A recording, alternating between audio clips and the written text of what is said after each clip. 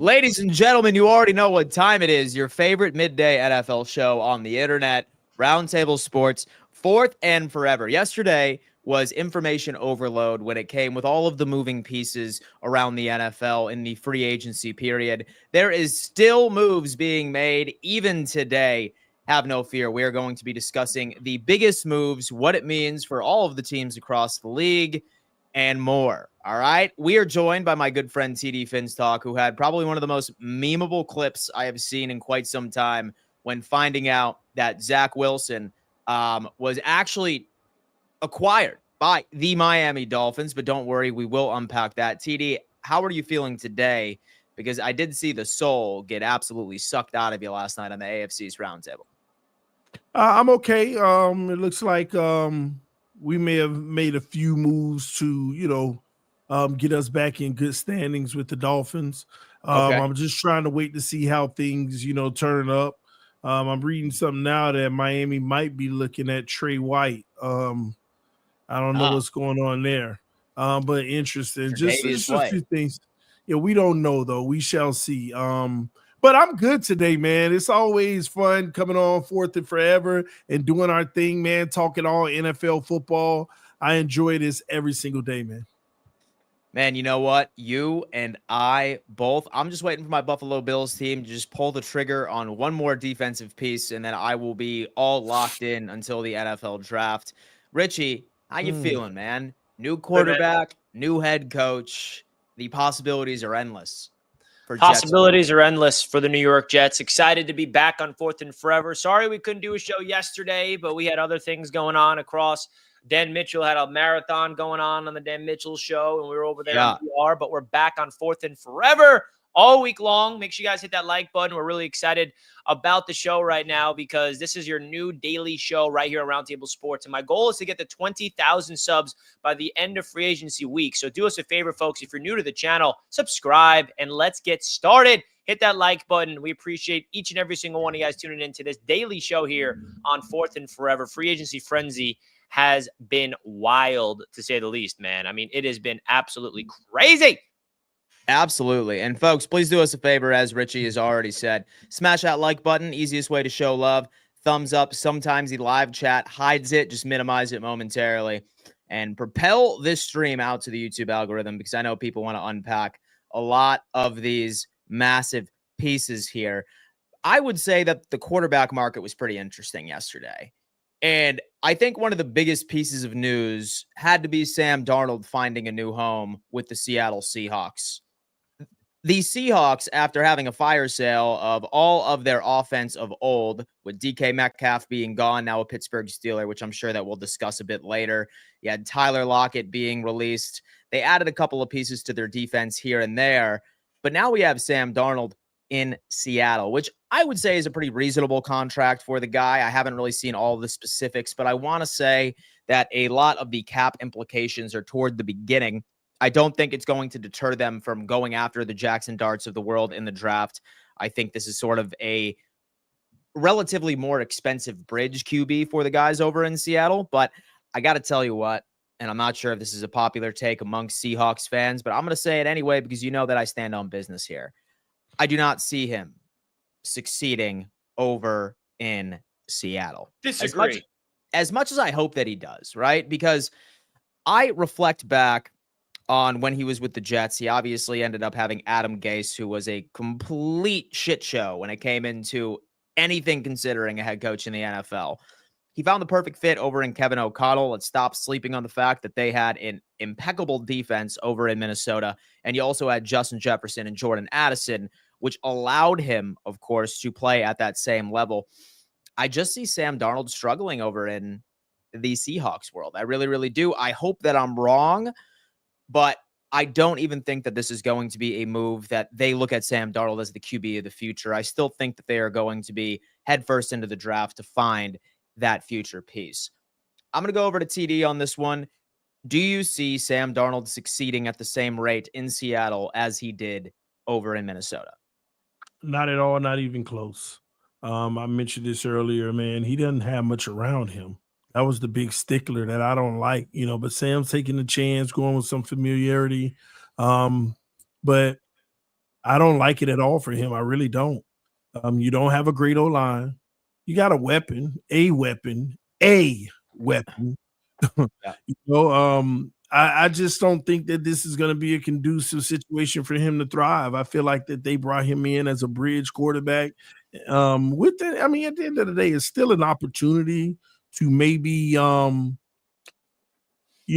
do something long term. It is an opportunity to have a chance to run the organization long term if you ball out, but that's what you're going to have to do with less around you. Yeah. Yeah, and I don't think it was a so yeah, I just think, hey, go get your bag. I get it. But long-term success, I don't see it today. Maybe I see it tomorrow.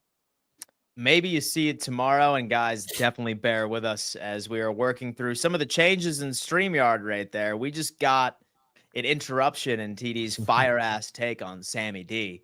Richie, thoughts and additions to that? Because you obviously did not agree with me. Talk to me on this one. Will Sam TD succeed got as much? interrupted because he's wrong.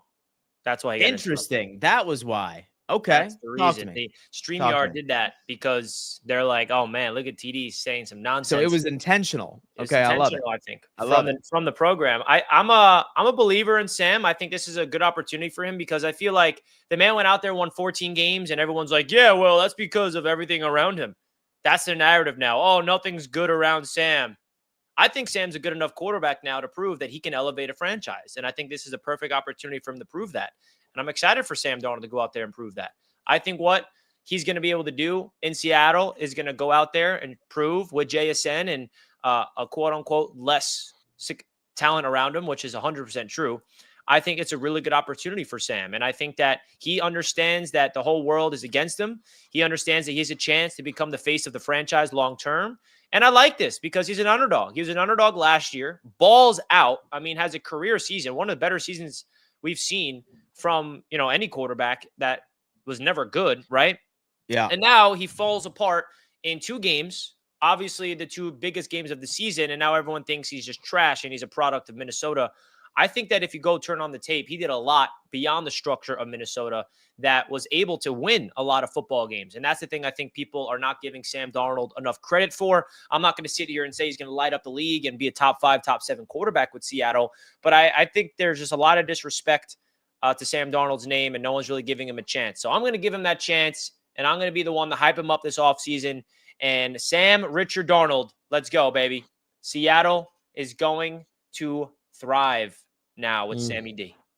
Sam Richard Darnold is about to take the Seattle Seahawks into a Buffalo Bills-esque sort of season, right? Where they end up walking away from their veteran pieces, hoping for the best. I'll tell you what, this NFC West is interesting, but I can't buy in that Seattle finishes any better than 3rd place within the NFC West this year.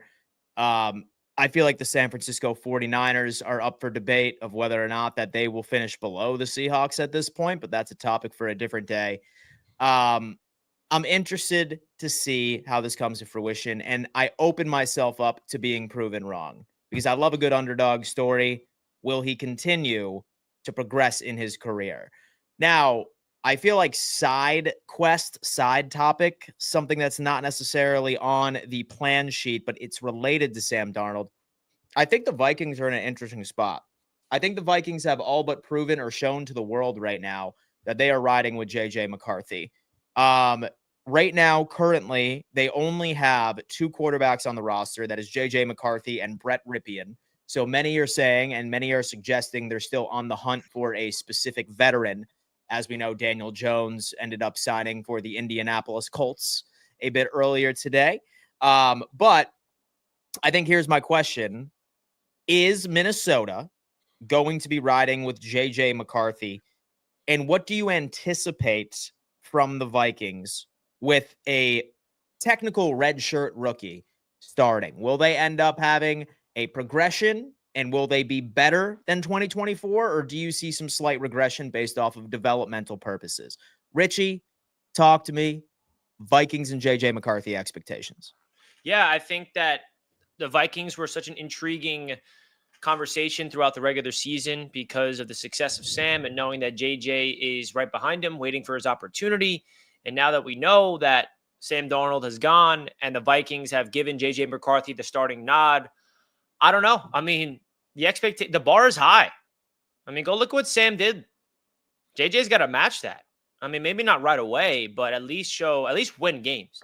When it comes to the stats, that's not important. He's got to go out there and win football games. They won how many games with Sam Darnold? 14, with a chance to win the division at the end of the season with 15.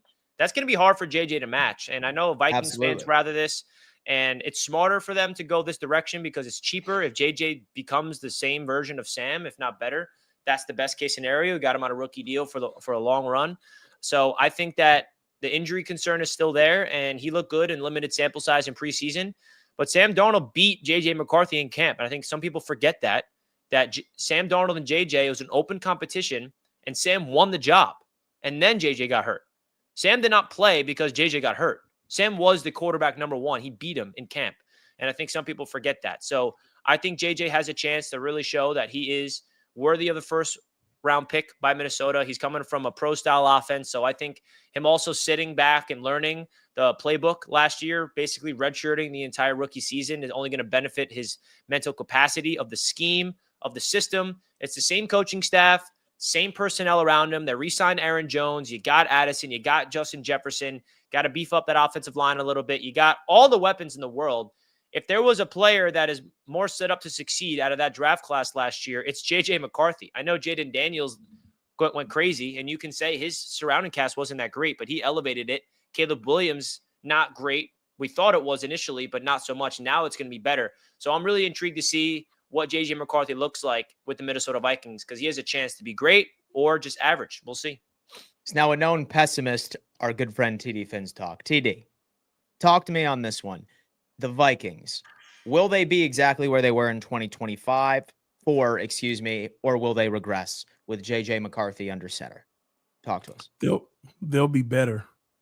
They'll be a better overall team. He's a Sam hater now because he's now. It's a high bar, man. Flores. That is a high bar. Did I say anything bad about Sam? Bold take, man. But did I say anything bad about Sam? You love Sam because Brian Flores is on the same team. Now he's gone. Brian Flores is who you love. Just admit it.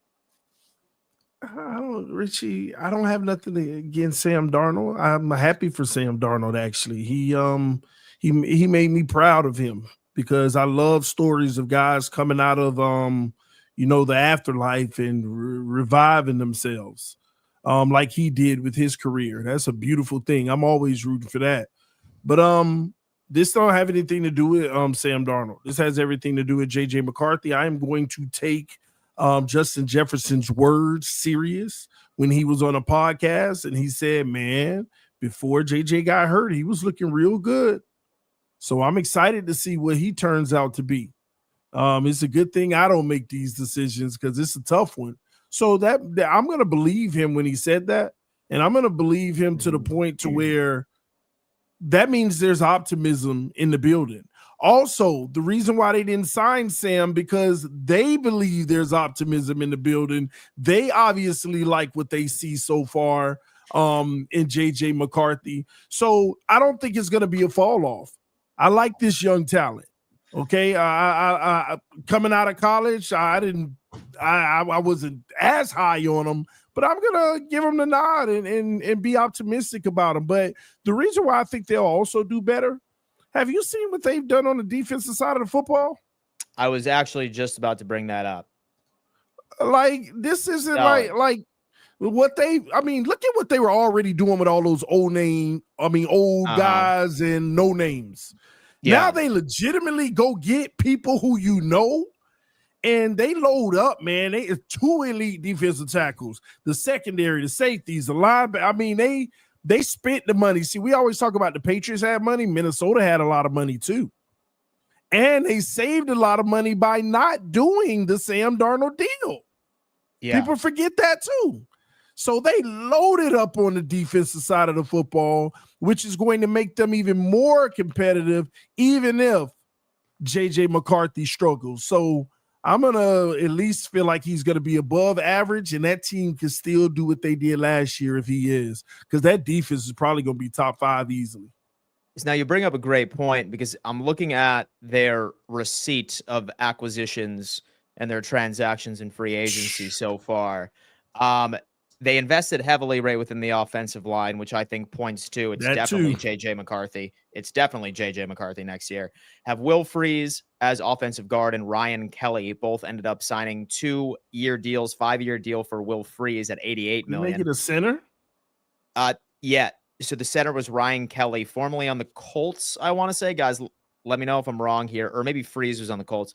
However, he agreed to a 2-year, $18 million deal, and Freeze, the offensive guard, 5-year, $88. Then Jonathan Allen. So they're beefing up the defensive tackle. And then they also ended up getting Byron Murphy, corner, or excuse me, extending and re-signing him to a 3-year deal. And same thing with a Theo Jackson extension. So I think with JJ McCarthy, this is what I think is reasonable to believe. I feel like you always need to account for a true rookie quarterback in his overall development. I think the Vikings finish with a similar record than what they did in 2024, but I think their average points scored per game will decrease. But I think the defense is going to take a step up. And I think that defense is going to allow JJ to really not be the number one thing that Minnesota needs to depend on in order for their success. I think this is going to be a team with a defensive identity that is going to continue to progress. I think JJ is going to make some plays, but I do not see this offense being quite as electric, just due to my estimation of how long I think it's going to take for him to develop. I think he's going to be a good QB, but I think that's a fair take. I agree. I think it's going to be a regression in the offense this year. Yeah. But I mean, really, when it comes into it, I still think that they could finish with a similar record, but I think it's going to be the defense like carrying, like almost. Well, I'm not sure because they improved the offensive line mightily. Yeah. They re-signed Aaron Jones with a better O-line and a better O-line to better protect the young quarterback. We shall see. It's up to JJ. It's all on him. But if he plays at the quarterback position, I don't know that. I don't know that because Sam Darnold before KOC, we wouldn't have said they took a step back. Yeah, but Sam also had a lot of NFL experience to learn from. JJ has 0. He's young. He hasn't even done anything in this league. Hey, Richie, you know my rule. Ballers ball. Ballers ball. All right, I don't care how long. And throw 37 touchdowns and win 14 games. I bet you he doesn't come close to those numbers. JJ. McCarthy. You don't know that. It might be 45 touchdowns and 5 picks. We don't know. I'm not saying I know. Richie hating on JJ McCarthy. I wouldn't put my money on that, right? I'm predicting him not to touch 37 touchdowns or 14 wins. And so I wouldn't pick JJ to go higher or lower from that specific number, which you know what is a fantastic segue. Because why he can't play like Jaden Daniels? And because ladies and gentlemen, Jaden Daniels something different, man. Folks, we have a new proud partner right on the Roundtable Sports Network, and that just so happens to be Underdog Fantasy. Now, as we were sitting here debating, man, is JJ McCarthy going to go over 30 touchdowns, 40 touchdowns? It is one of the best fantasy apps on the face of the planet when it comes into predicting how a specific player across a variety of different professional and college sports leagues will go higher and or lower of their projections. Deep into basketball right now, deep into hockey, and Major League Baseball is right around the corner. And of course, the NFL is surprisingly still pretty damn close. Trust me, you blink your eyes and it's week 1 already. Now, the good thing about this is that you can receive up to a 1,000 bonus credit when you sign up with your initial deposit, as long as you use code RTS, and they give you a free pick upon signing up. But get this, you have to use code RTS. Underdog is by far, in my opinion, the best fantasy app on the market right now. And folks, we love this app so much that we want to encourage you to sign up. So much so that we are offering a NFL jersey giveaway to anybody watching this episode right now that is, number 1, a subscriber to this YouTube channel. They leave a comment after this video is over on this video and lets us know what jersey they would like. And you sign up for Underdog Fantasy using our code RTS with a very small initial deposit to get in on the action. Shout out to Underdog. Again, the link is in the description pinned at the top of the chat. And the link is pinned right at the top, folks. As soon as when you hit that link, our code should already be there. And remember, once this episode is over, if you want to enter the jersey giveaway, just go on ahead and leave a comment of what jersey you would like, and also end up following those other instructions when it comes into being a subscriber here, and then also signing up for Underdog Fantasy with our code and providing a small little initial deposit to get in on the action. Now, Richie is obviously a massive NBA guy. Richie, what am I going to tail from you right now? Like, what am I tailing from you this evening? They got a nice promo with Giannis where he needs to get more than half a point, which means he needs 1 point, which I absolutely love. Cade Cunningham has been a stud over there for the Detroit Pistons. I'm taking the over of 27.5 against the trash Washington Wizards. No offense. Donovan Mitchell in Brooklyn tonight. He's easily getting over 23.5. Easy.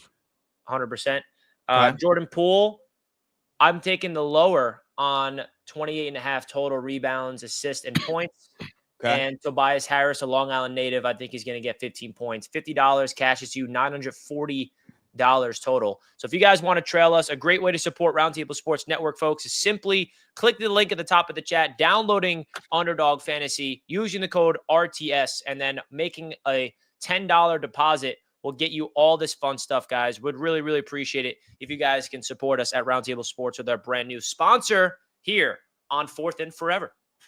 Yes, sir. Yes, sir. I gotta go win with Jason Tatum. And reminder, folks, we are going to be announcing the jersey giveaway winner next Friday on 4th and Forever. So go on ahead and get up on that, and we will be selecting a random winner. Super excited to dive into this. But you know what? Let's talk more about the QB market. And we touched on this a little bit last night on the AFC East Roundtable. Justin Fields, baby.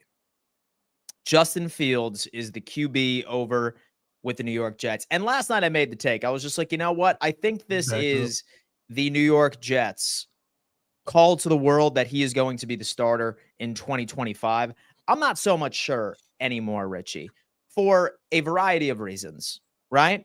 Number one, I feel like Justin Fields and Russell Wilson were really your only two options, because what else would have the New York Jets done, especially Aaron Glenn, a brand new head coach of the organization? Was he going to bring back a former failed QB in Sam Darnold? Sure, was certainly up there. He had a lot of upside. Maybe it would work this time under Aaron Glenn. I don't believe that he wanted to roll the dice and risk that. Same thing with Geno Smith. I don't think that he wanted to roll the dice and risk that either. And then Russell Wilson, I mean, he's got an ego. We know it. I don't think that he would have wanted to go to the New York Jets in the first place. I feel like Justin Fields was, quite frankly, your only option as far as bringing in a veteran. I love Tyrod Taylor. He has a special place in my heart for what he was able to do over in Buffalo.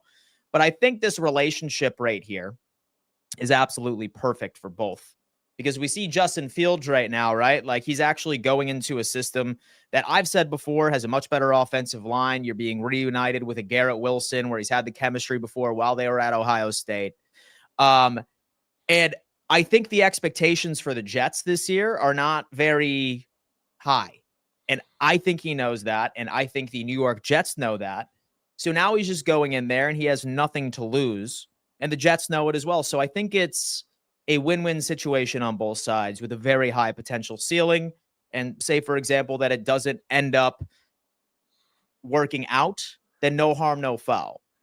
That long-winded intro was due to the fact that I still believe that the New York Jets should entertain going to the draft, perhaps going for Jackson Dart if he falls specifically, or maybe some other quarterback in the later rounds. Although that we all know that I'm not a big fan of the QB class, but I'm trying to put myself in the shoes of the front office.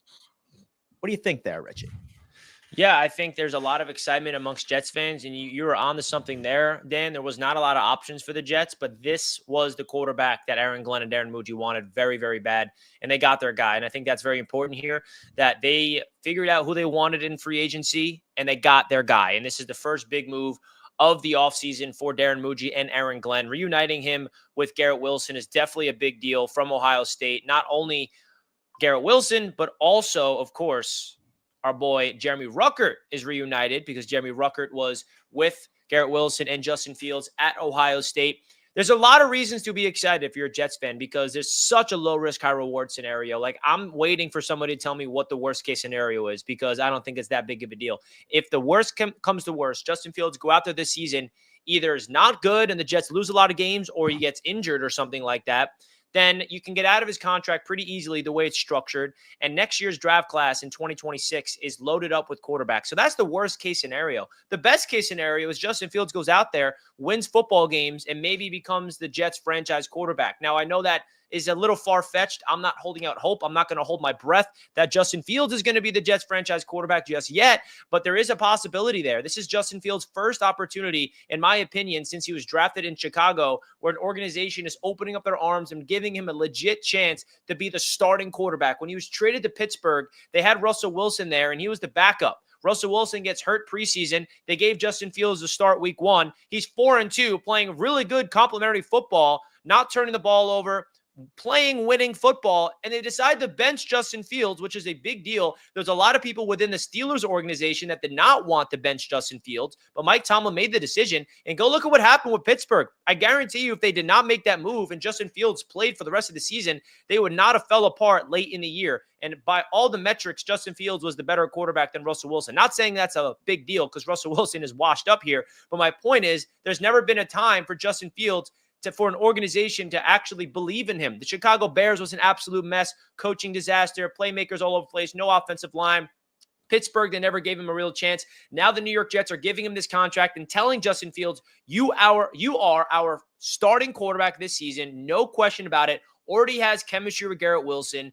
And this is a culture move, in my opinion. That's my favorite part about this signing, is that Justin Fields is a high character guy, a natural born leader, and he's not going to get in trouble. He's going to say the right things. He's not going to have storylines. And that's the type of guy Aaron Glenn wants to bring in here. You're going from Aaron Rodgers, his name is all over the media, and he takes a lot of distraction away from football. And then you're going to Justin Fields, who's all about ball, all about the right things. And listen, I'm an Aaron Rodgers fan and still am, but Aaron Rodgers comes with a lot outside of the game of football. Justin Fields, that's not the case. He is a culture type of piece, and this is the guy that is either going to help be a bridge quarterback for the next Jets quarterback for the future, or he could be the Jets quarterback for the future. And I think that he has a chance to find his upside. 5 years in the NFL. This is his 5th season, and you never know. He's a first-round pick for a reason. He has all the talent in the world, but can he figure it out mentally? And maybe he just needed an organization to believe in him before he can figure it out himself.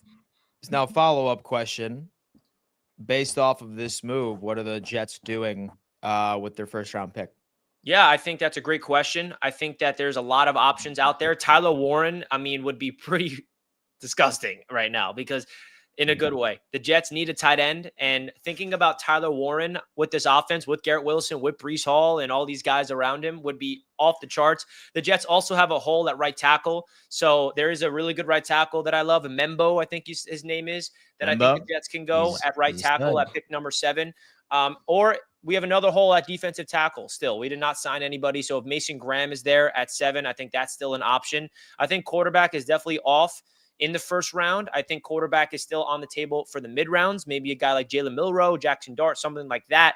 But I think the Jets have a lot of flexibility with that 7th overall pick, maybe even trade down and acquire more assets. But I think wide receiver is another huge hole next to Garrett Wilson. We literally have nobody. I think the Jets need to get weapons around Justin Fields in the NFL draft, more specifically tight end and wide receiver. So that's really my thoughts about it, and I'm excited to see what's next.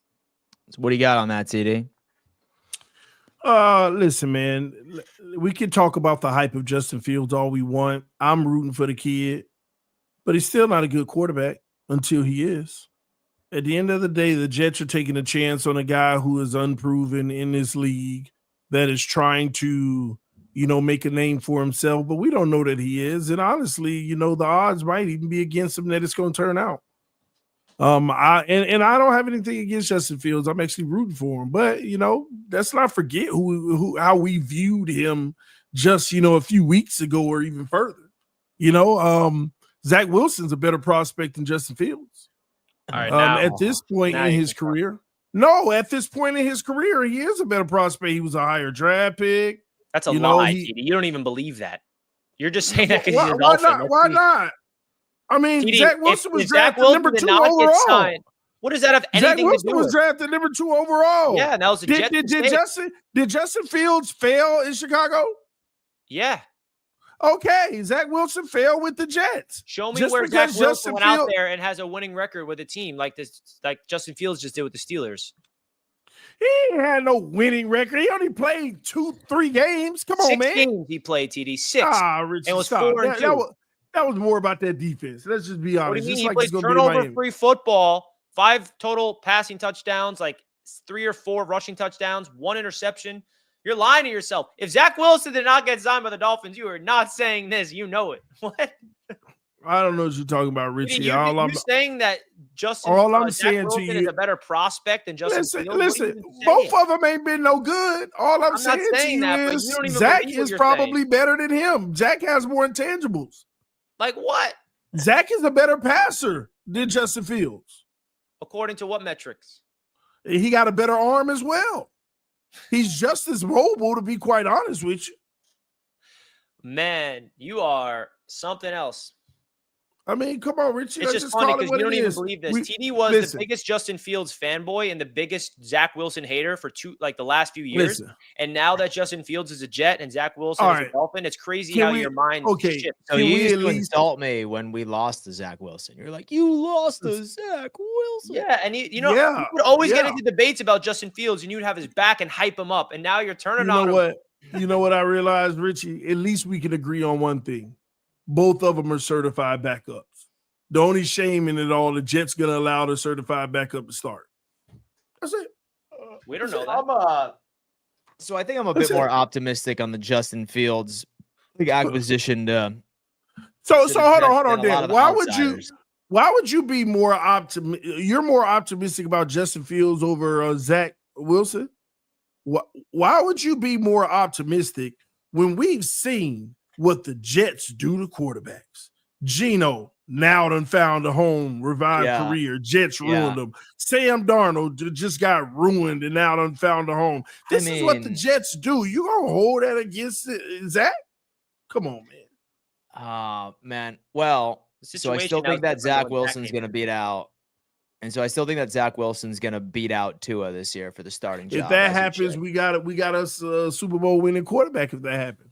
Yeah. I do see that happening, but I do think that Justin Fields would beat them both out for the stop. See there, you know what? You just be capping. All of that. You're capping like more than you've ever capped in your life. Right? Like it's a lot of uncertainty on both ends. But I'm interested to see how Fields ends up going in. But again, listen, like these expectations are very low for the New York Jets. Year one of a brand new head coach, a retooling year for them. I don't know. But then again, I would also say that expectations are also pretty damn low for the Dolphins. As I said last night, I genuinely believe it's going to be the Bills and Patriots that ultimately end up representing the AFCs in the playoffs next year. And let's also not forget what TD's real thoughts of the situation is. Yeah. This is the moment. That was an in the moment overreaction. Didn't know how to process it. Dolphins. Is a Miami Dolphin, ladies and gentlemen. No, not lying. It's the Denver Broncos. Zach Wilson is a Miami Dolphin, ladies and gentlemen. Smash the like button. Zach Wilson, baby. Where you at, TD? I'm so shocked we got a win. One of the Dolphins. TD, you good, bro? Talk to us, man. What you got? Chris Greer's stupid, man. This is embarrassing. Zach Wilson is a Miami Dolphin. Ooh, look at TD. This just tells me that the Miami Dolphins, man, they don't even have a plan. Yeah, they're gonna let this ship sink. It makes absolutely no sense, man. This is embarrassing. Like this is like, Dolphins signing Zach Wilson is a Miami Dolphin, ladies. Oh boy, that's great stuff. TD, never change, bro. And I love how in less than 24 hours, he's out here saying Zach Wilson is a better prospect. No. Let me tell you something, Richie. Let me tell you something. See, I'm mature. You know what maturity does? When people come to you and they say, "Hey, have you considered this? Have you thought about that?" And I was like, "Man, I really haven't." That makes sense. So I've matured overnight in understanding that Zach Wilson could end up reviving his career. Let's not forget he was a Jet. You can't go by anybody's career when they were a Jet. Dude, that's the last thing you can do. The Denver Broncos took Jarrett Stidham over him, by the way. Yeah. But you know what? Jarrett Stidham over Zach Wilson. They had a chance to keep Zach. I And heard Zach turned him down. He wanted to come to Miami, so yeah. You know what, TD? I think you would be a great politician. I am a politician, dude. I got 6 kids. Exactly. Listen, man, like you run for local office, somewhere down in Florida, let me know. I will gladly. That's about 8 years from now. Campaign. It's about 8 years from now, Dan. I'm gonna 8 need years that from now, Roundtable local Sports. office, Tony Dow. Look at that. I'm gonna need baby. that Roundtable Sports contribution. That's what I'm talking about, man. Listen, we will fund the campaign entirely. Hey, listen, Man. Hit that thumbs up button for TD's blasphemy takes, baby. Hit that thumbs up button right now for your boys. I do have an announcement. Though. Do I have an announcement, Dan? I do love announcements. Go ahead.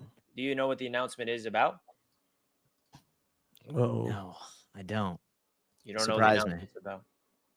Well, Surprise me. the announcement is that we are back on Roundtable Sports throughout the divisions this week, baby. Okay? Yes. The upcoming schedule is here. If you guys want to support, tonight is the first back in business of the AFC South Roundtable is back tonight. The NFC South Roundtable is back tonight. If you guys want to do us a gigantic favor, go over and support us over at the AFC South Roundtable tonight at 7 p.m. EST. The NFC South Roundtable is live tonight. The NFC West Roundtable is live tonight as well.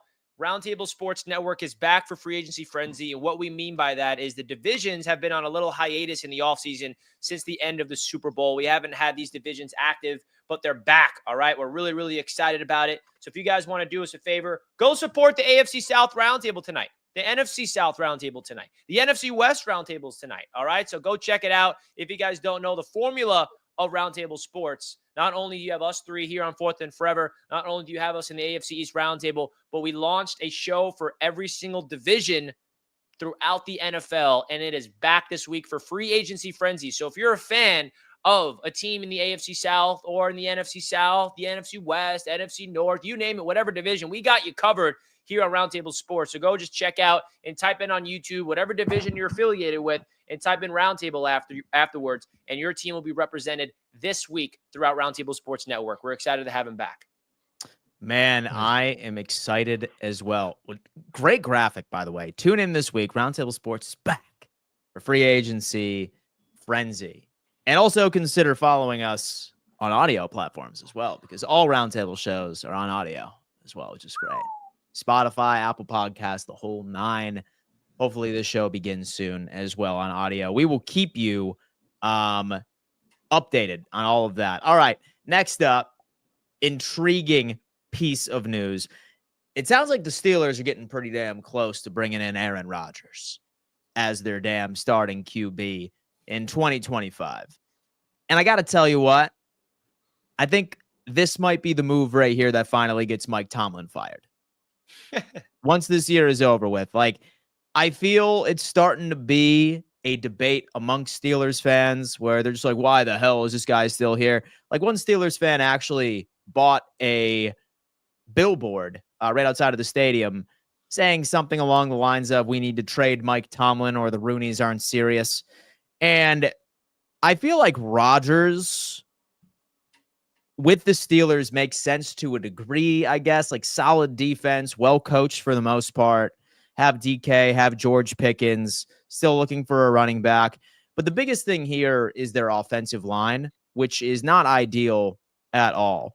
And I think when you end up handing the keys over to an Aaron Rodgers, who is now 2 years removed from an Achilles injury, at least when the season does begin, he also didn't look too good last year behind a pretty decent offensive line over in New York. So I'm kind of having a bit of like a head scratch moment as into why wouldn't you have brought back a Justin Fields, or why wouldn't you have looked elsewhere within free agency? I mean, hell, listen, I maybe would have taken Kirk Cousins over him. It's really not the Steelers' fault. It's not like that this market was oozing with potential talent, maybe outside of Sam Darnold.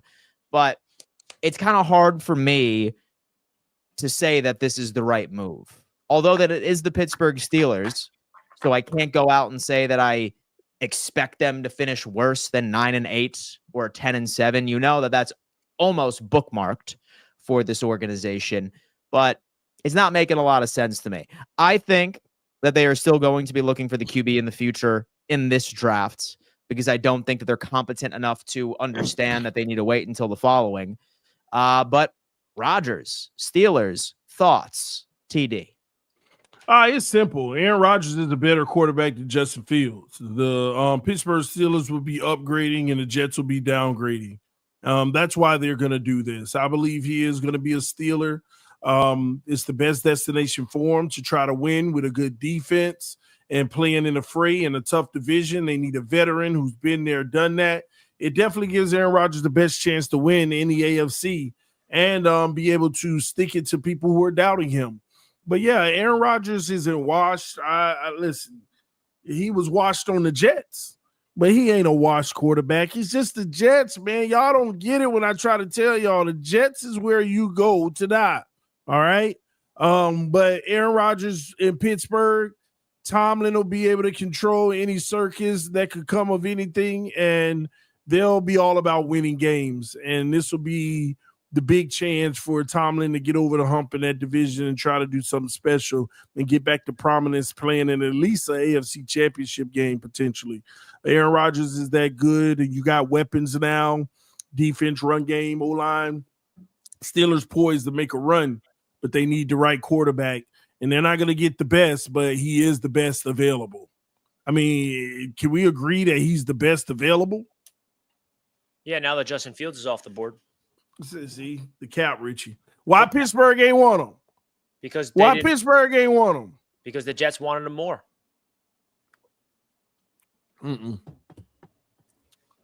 Pittsburgh obviously doesn't know how to keep a quarterback since Ben Roethlisberger. You feel me? What up, Dan? Aaron Rodgers will get it done. What's going on, Dan? Aaron Rodgers will get it done. All right, Richie. Will he make it happen? Pittsburgh. I predicted this in the middle of the season last year. I'm like, if Aaron Rodgers is leaving the Jets, he's going to Pittsburgh, man. I think it makes way too much sense. Pittsburgh has proven they could win with any quarterback out there. Kenny Pickett, Mason Rudolph, Justin Fields, Russell Wilson. List goes on and on and on. So you can only imagine where the Steelers would be with Aaron Rodgers as well. So I think it's going to be a successful season with A-Rod in Pittsburgh if that does happen. We don't know if it's official yet, of course, but somebody please convince me why the Giants are even considering Aaron Rodgers. I don't get it, bro. Somebody in the chat or one of you, please tell me, why are the Giants even considering Aaron Rodgers? He's not going to Minnesota now. We know that JJ is the starter. Okay, he's not going to Seattle. San Francisco, I think, is ruled out. It's between Pittsburgh and New York. But why the heck would the Giants even consider it? Because they got nothing. At least the Steelers have a culture built of winning. It would make sense there. The Giants, oh my God, he would go out there and be trash. Look at that. We have 80 likes. Still suck. Oh, we have 80 likes. Let's get that to 100. Absolutely, folks. 152 of you watching currently on YouTube. Just hit that thumbs up sign for us. Helps us out tremendously. But listen, we're going to see if this gamble ultimately ends up working out for Mike Tomlin and the Pittsburgh Steelers. It hasn't even officially been announced yet, but it's certainly trending in that direction. Another quarterback movement. Damn, man. We were teasing this the other day. Daniel Jones, baby. DJ Jones is now the starting quarterback. Well, excuse me. I'm manifesting now. Daniel Jones, baby, is locked in on the Indianapolis Colts. All right. They signed him to a 2-year little deal. He's going to be paired with Shane Steichen. He is going to be in competition with Anthony Richardson. As many of you remember, last week I was saying, hey, you know what? I think this guy's going to beat out Anthony Richardson. And I think that he is my next candidate for somebody to revive his busted career like we have seen each and every single year all season. I would like to get the thoughts of the panelists. Do you like this move? And is there any part of you that believes that Daniel Jones will indeed be the starter on week 1? TD. Daniel Jones ain't starting for the Indianapolis Colts. They're going to give Anthony Richardson every opportunity to own this team. And if he fails, maybe they'll make a change later. But let's not forget who Danny Dimes is. There ain't no reviving his career. He already got the bag, and we all don't know why. Well, I guess, if you win a playoff game, that's worthy of getting the bag. I always talk about it, man. These mid quarterbacks in the NFL, they still find homes. And Daniel Jones is not a good quarterback, in my opinion. He has the intangibles, but he's never been able to put it together at a high level. So the Colts are the Colts. There's nothing flashy about this, in my opinion. This is why they continue to fail. They've been a good team in the trenches, but they just need a actual superior quarterback. So if Anthony Richardson isn't going to be it, then they need to go back in the draft. They need to go back in the draft. What do you got on this, Richie? Yeah, I think it's a no-brainer. It makes too much sense. 2 first-round picks that are very similar, Daniel Jones and Anthony Richardson. He has a chance to win that job because Anthony Richardson is ubu-boo trash. Yes. So is DJ. I mean, they're both mobile. They both have turnover issues. I think DJ has a little bit more accuracy than Anthony Richardson.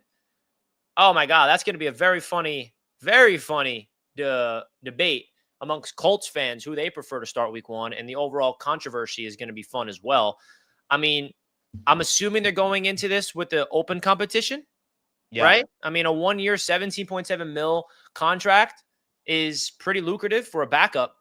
And Anthony Richardson is still on his rookie deal, first-round pick. So they're putting a lot of money. I mean, you can argue they're putting I don't know what the cap hit for both of them combined, but it's like you're paying the same price other teams are paying for 1 quarterback, but for 2. So I think it's smart, though, for Indianapolis. You got to do this. You got to bring in a legit competition for Anthony Richardson, light a fire underneath his butt, because last year he was trash. He got benched. He got back out there. I mean, it was just a nightmare for Indianapolis with Anthony Richardson. So I think Daniel Jones has promise. The only problem is he is always going to turn the ball over. That's never going to leave his game. And I don't know if Indianapolis is going to be able to fix that problem. And it's not just turning the ball over via the air. It's fumbles. Danny fumbles. All he does is fumble. All right. Danny fumbles, man. It's not even dimes anymore. Yeah, and that trash. And he's fumbling the ball. Yeah, and that trash QB had a career day versus the Jets. Flicks, your quarterback is Zach Wilson, bro. Your quarterback is Zach Wilson, Flicks. All right? Humble yourself in front of us, please. We do have some Patreon mailbag, bro. What? We got to keep up with the Patreon mailbag. We do. We do need to hit up the Patreon mailbag. In fact, we also had a Patreon mailbag from the AFC's Roundtable last night that we missed. And don't worry about that. We are going to read that one this evening as well. Sincerest apologies. NY Jets Indy, you are the man. Let's go ahead and hit the mailbag real fast. Folks, we have a Patreon segment in which that we offer all of our Patreon contributors to send us questions that we answer on air to Fourth and Forever. Also to several other situations for us as well, and shows across the network. If you're interested in joining one of the segments, or if you are interested in joining one of the tiers, link is in description. And the first one that came was from NY Jets Indy. And he says, Richie, TD, Colby, and Dan, I'm starving for Jets Media Day and the AFC East Roundtable event. And do you know what games you are going to do this year? Wherever, I will be there. Well, hey, man, listen. We are absolutely thrilled that you are showing excitement.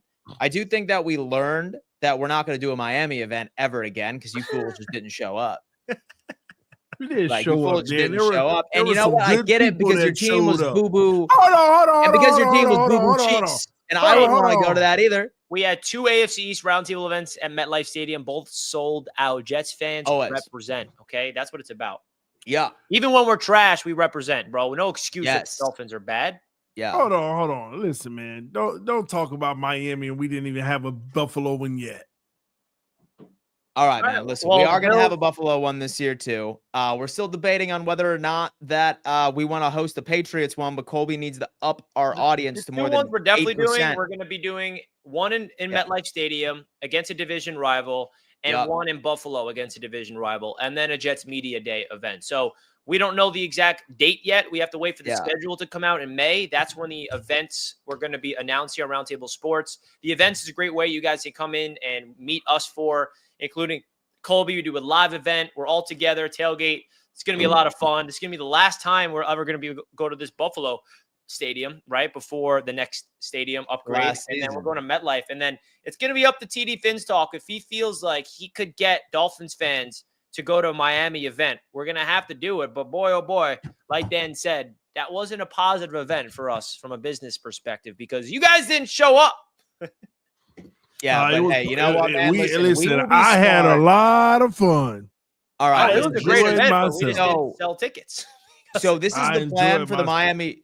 So this is the plan for the Miami Dolphins event next year. We are doing it week 1 where the delusion is at an all-time high. So that way we know you guys will show up, baby.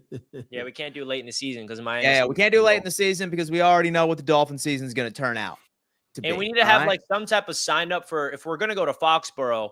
There's like 8% of you guys in the AFC East Roundtable on the poll. So I don't know if we can, if it's a smart investment from a business standpoint to go to Foxborough either. That's what I'm talking about. Colby, listen, pump your numbers up with the Patriots event. Come to Detroit, man. Oh, man. The goal is to eventually have events throughout all the divisions. I mean, that is definitely, we want to build an event department here at Roundtable Sports, and that's the long-term goal, but it's going to take some time to get there. We need to make sure the AFC East Roundtable events are successful before we can scale it to other divisions. So help us out. Absolutely. Miami fans. Damn. Talking to you, Miami fans. Well, we'll see what Buffalo fans do. Please. All right, listen, we have another question from our boy LaSalle. Fourth and forever. And do you know if you are going to the NFL draft this year? I'll tell you what, man. Strongly considering it. We have still yet to have the application for the draft as far as the media credentials are concerned. That was the plan at the beginning of the season, and we hope to be there, and we will let you know once we end up getting a good understanding. I would anticipate that we will be able to apply within the next week or so if I'm a gambling man. Yeah, that would be fun, wouldn't it? In Green Bay. In Green Bay, Wisconsin. I'm going to be in Costa Rica the week before, so it'll be a lot of traveling if we do that, baby. Yeah, you know what, man? Funny. All right, listen, right before we wrap up the show. You guys how to produce the show when I'm gone that week, by the way. Hey, listen, you know what, man? I will just take a crash course, 15-minute, and I will be a professional. All right.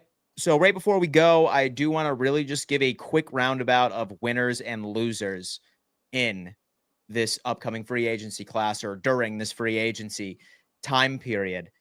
And I think it's pretty much unanimous that I think the 3 biggest teams, all right, that have done well. And granted, this is winning the offseason, folks. How many teams have won the offseason and it didn't turn out the way they expected? It's every single year.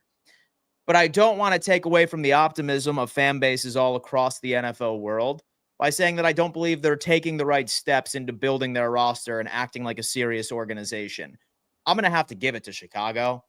I mean, hell, we were excited about the 2 offensive guards that they ended up trading for, but then in turn, signing their overall center previously on the Atlanta Falcons.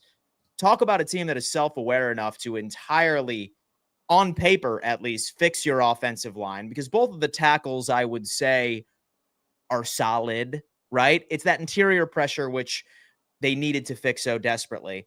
And that Chicago Bears team trenches is beautiful. They also ended up adding some interior on the defensive line as well, another edge rusher. Chicago won the offseason as far as free agency. Let's see what they do in the draft, but I think as long as they hit on 1 or 2 picks, this team is dangerous. I have them as potential contenders, but let's hold off until I see what their draft class looks like. I think you have to give it to the New England Patriots as well. I think they ended up putting in a bunch of pieces that make sense for Mike Vrabel's defense, or at least what he's trying to build over there. It sounds intriguing because they can't find a wide receiver. Like, there were news tidbits that Chris Godwin actually ended up getting a massive offer from New England, and he decided to stay in Tampa Bay for significantly less money. So again, this Patriots team still is struggling to find a game changer. I think they're going to have to rely on the drafts because really everybody else really isn't even an option, unless, of course, they can convince Cincinnati to send over T. Higgins. But still have to give it to the Patriots. Solid offseason. And then losers for me, I have to go Houston Texans. And this is crazy, and I'm not sure if you guys are going to agree with this, but when you talk about the biggest weakness that team had last year, I think we can all agree that it was the offensive line. And you ultimately end up shipping away Okay.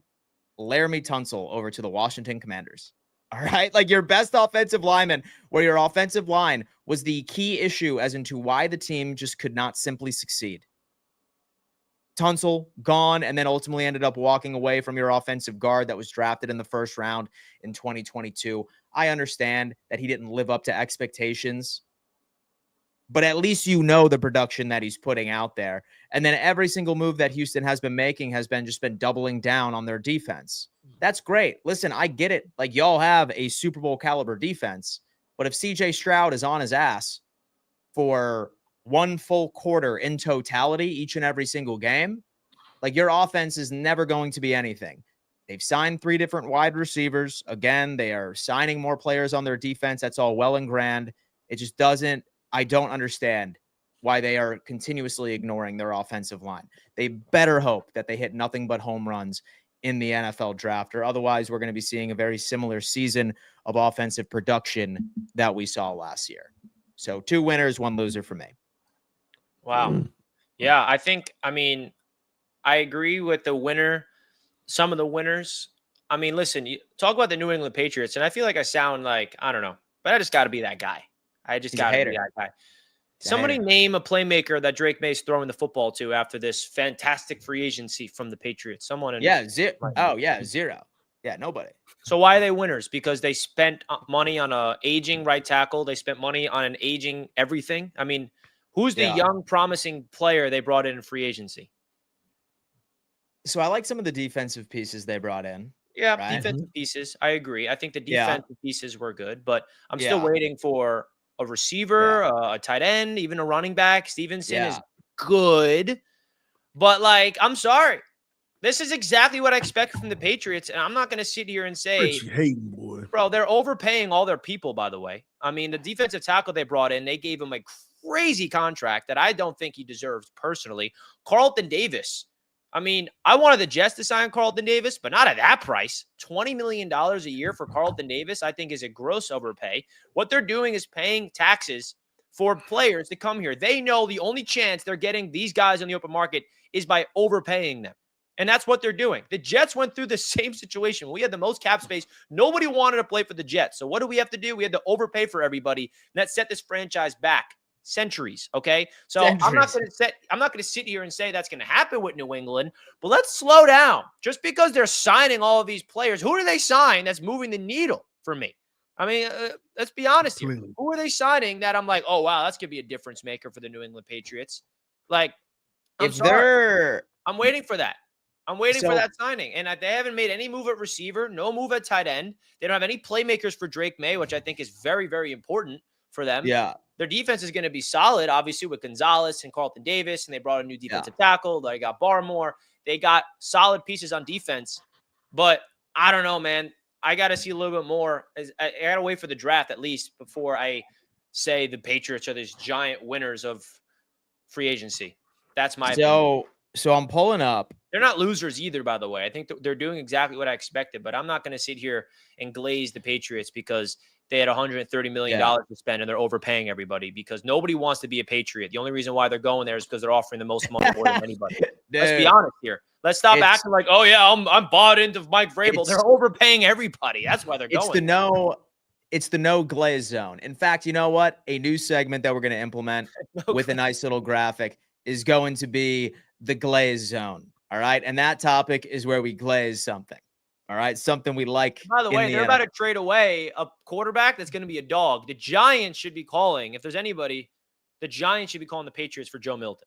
That is a quarterback that I think they're going to regret trading away. So if I'm the Patriots, man, I'm just going to sign Amari Cooper.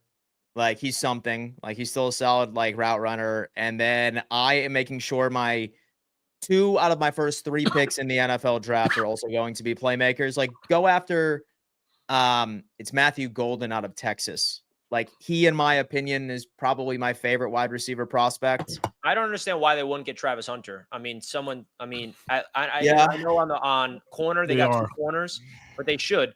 And let's also not forget, like, New England. You know what they were saying this offseason? We're trading for DK. We're trading for A.J. Brown. We're going to trade for T. Higgins. They didn't get any of those guys. And now we're going to say there's these huge winners. Yep. Give me a break. All right. You know the losers? I didn't say my losers. By the way, the Patriots are not losers, by the way. They're just not winners in my eyes yet. They got to Come on, Hate. Come on. I mean, 100% the Miami Dolphins are the losers. They signed Zach Wilson and a bunch of injured players. Who did the Miami Dolphins bring in to make their team any better? No splashes. They're restructuring contracts for no reason. So the Miami Dolphins are a big losers for me this offseason. They've literally regressed. They did not improve whatsoever. Talk about purgatory. They're staying here and going down, nowhere up from here. All right. It's my turn. So winners and losers, bro. The New England Patriots are the biggest winners in free agency next to the Washington Commanders. Both teams are big winners. The Washington Commanders add Laramie Tunsil, they add Deebo Samuels and a whole bunch more to help that team take even the next step. That's a no-brainer for me. But the New England Patriots are clear winners as well. I mean, they've already solidified their entire defense. Like they're going to be a problem on defense. You know why? Because we know they got a coach with a proven track record to make sure that happens is to match the talent as well. Don't talk about who did they get on the offensive line. First of all, they already had two really good offensive linemen in New England. Then they add Morgan Moses. What's their name, TD? You don't even know who they are. One of them's name is Ben. I just don't know his last name. You can ask the Patriots fan, am I wrong, in the chat right now. One of them name is Ben, and the other one is Jacobs. I don't remember his first name, but Jacobs. I already name a playmaker that Drake May's throwing the ball to. So this is my point about why they're still winners, just because they didn't get any playmakers. They don't need to get a running back yet. And so you can always go find a solid running back. Go look at how many of them are available. They don't need a running back. That's the only thing they have. They'll be fine. Exactly that too, because you're like, what's the running back they brought in? What's the receivers? The only thing they need are pass catchers, Richie. And you saying that they're not winners because they didn't get one? First of all, I didn't say running back. I said the only thing they have is running back. Yeah, but Richie, the only thing you can knock them for right now is because they did bring in a tight end with Hooper, if I'm not mistaken. Did they bring in Hooper? Yeah. So they brought a tight end in. It's the only thing is the receiver, Richie. And Richie, they could still make a trade. T. Higgins his deal still ain't locked up. We don't know. And I think they will get Travis Hunter. And they'll make the defense and the offense better with Travis Hunter. And they have more draft picks. So they're a winner. At least they've already set themselves up to where they can go in the draft and get 2 or 3 players and bam, let's go to war. They should get Travis Hunter. If they get Travis Hunter, that's the stuff I'm talking about. Man, the Patriots are loaded. How about that, Richie? They are loaded. Actually, I would love for you to keep saying that because last time you were so dead wrong, and I would love for you to be dead wrong again.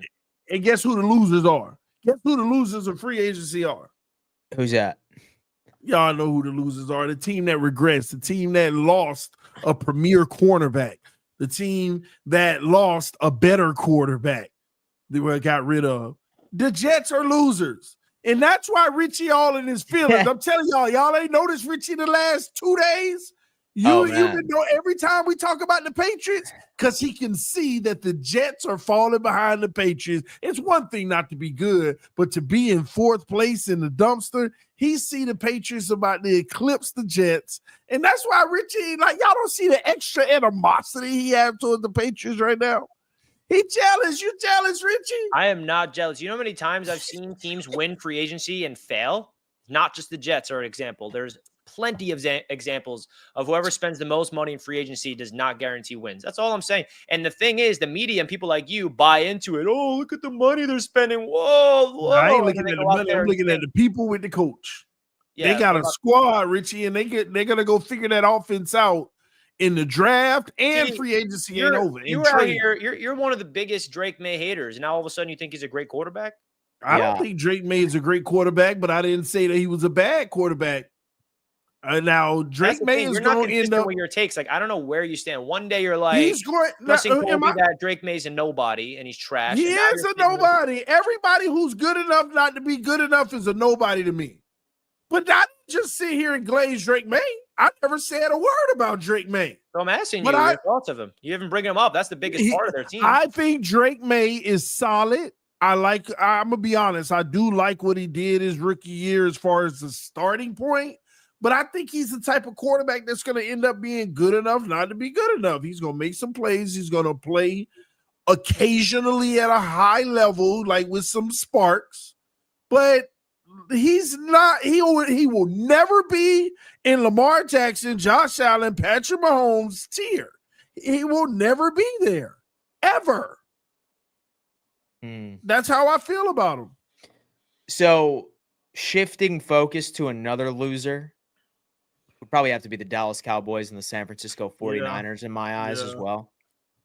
Like, talk about two organizations that are literally on the verge of complete collapse, including the Niners. And I feel terrible for Niners fans, but I feel like all of us expected this to happen. Like, they are saying goodbye to so many different names. Leaving house. They still need to pay Brock Purdy. I'm not paying Brock Purdy. I'm sorry, dude. Like, I am not paying Brock Purdy. I am giving him a Sam Darnold type contract, and that is absolute bare maximum of what I'm doing. If he doesn't like it, screw it. I really don't think that they believe and or predict that they are going to do anything like this year. Like, looking at their roster right now, like, they just ended up getting rid of Kyle Juszczyk, their fullback. He could potentially have a return. Great. No Debo. And Brandon Ayuk is probably still not even going to be ready until halfway through the season in 2025. If he's not traded. If he's not traded, right? Like, to the Patriots. Saying goodbye to Kinlaw as well. Saying goodbye to, it was Hufanga, the safety, like right outside of that. Saying goodbye. So their corner, for some reason, his name is just escaping me right now. Dark days for the Niners. Dark days for the San Francisco 49ers. I would say that they're probably next up as far as my like losers. You're right. And the NFC West Roundtable is coming back today. Woo! Mike. NFC West Roundtable is back tonight. Shout out to our Arizona Cardinals representative. I feel like we haven't talked about the Cardinals like at all. They made a big Murray getting traded. Kyler Murray getting traded. Well, of course, they did ultimately end up getting Josh Sweat, so they finally started addressing some of their pass rushing issues, which I'm excited to unpack. And you know what?